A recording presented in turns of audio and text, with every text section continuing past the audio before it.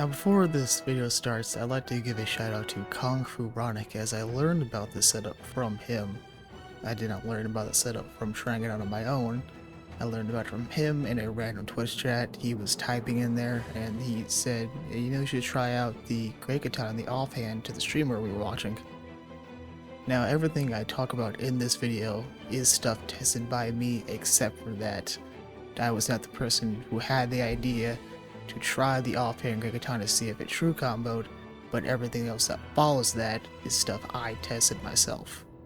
Hello YouTube. Any of you who are familiar with Dark Souls 3 PvP may be familiar with the idea of the offhand Great Axe. In Dark Souls 3, an offhand Great Axe L2 can true combo into an R1 from anything faster than a Claymore R1, and vice versa if you wanted to R1 into L2. Now with the release of Elden Ring, we lost this L2 into R1 true combo as Great Axes no longer had enough hit stun with their offhand attacks to true combo into the R1. But with the release of the Elden Ring DLC, we've gotten this back with the Great Katanas. An offhand Great Katana, if you L1 with it, can true combo into an R1 from anything faster than a Claymore R1, the same as in Dark Souls 3. Though, you cannot R1 into L1 as far as I'm aware. The true combo with the offhand Great Katana relies on the hit stun from Great Katana itself. When you L1, your opponent is stunned long enough for an R1 from anything faster than a Claymore to true combo from that hit.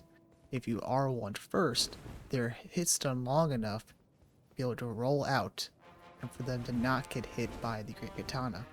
Now we did lose the R1 into L2 true combo, but in my opinion this setup is still fun with how much damage you can dish out. My personal favorite is the Milady main hand in the Great Katana offhand. Any Great Katana in the offhand works for this setup. The setup requires the stun from the Great Katana itself, and so any Great Katana should work for this as they all have the same stun. Now when I learned about this setup, I immediately started testing which R1s work and which did not. But after I was done with that, I had the idea to test the Ashes of War, and so I tested the 4 fastest Ashes of Wars I could think of. Flaming Strike, Double Slash, Sword Dance, and Spinning Slash.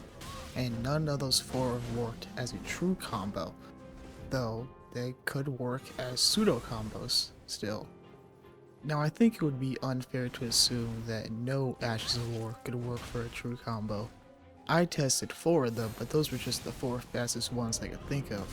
With how many Ashes of War there are in the game, there could potentially be some true combos out there I'm unaware of, so feel free to test yourself.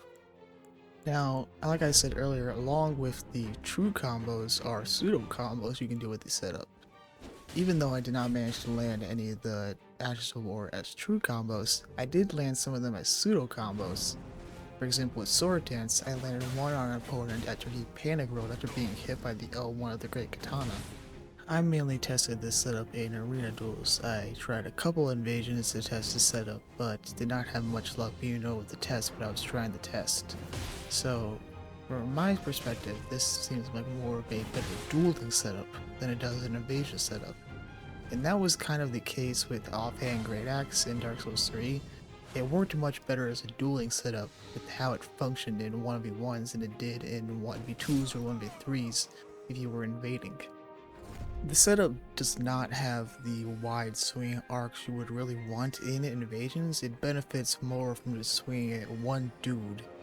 You know, it doesn't really, you can't swing really at multiple opponents, but it can swing at one guy and can do it really well. There is still more that is to be discovered about this setup. For example, I really only tested the melee weapons, but there's tons of spells in the game that I've yet to test.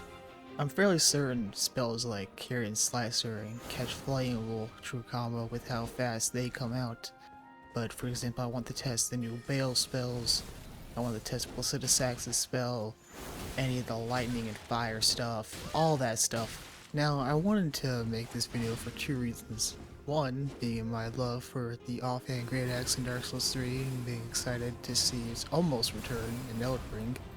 And 2, offhand weapons are a common thing to see in Elden Ring PvP, but I haven't seen anyone talk about offhand Great Katana.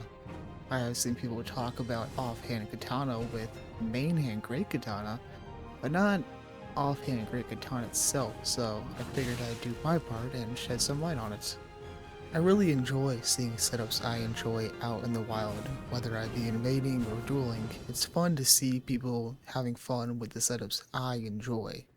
Now, I don't have too much else to say about this topic, as I really do not think there is much else to say. I'd rather not fill the rest of this video with unnecessary commentary.